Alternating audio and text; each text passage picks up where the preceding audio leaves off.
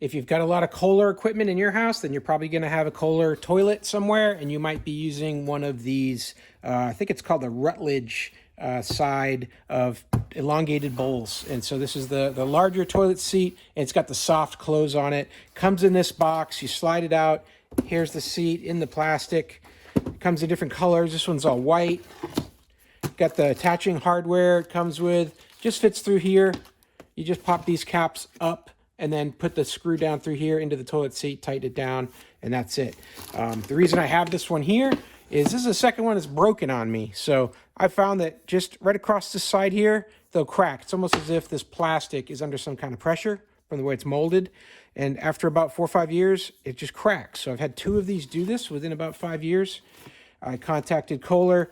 They offered to give me some money off on a replacement, but I found the price even better on Amazon, so here I am. They only have a 1-year warranty, which is unfortunate. It's a great toilet seat. They work good. They don't slam when you put the top down, but they do have that issue where on some cases, I've had 2 of these cracks on the side, so just be aware. Hey, I hope this video was helpful and hope this information was useful to you, and as always, hope you have a great day.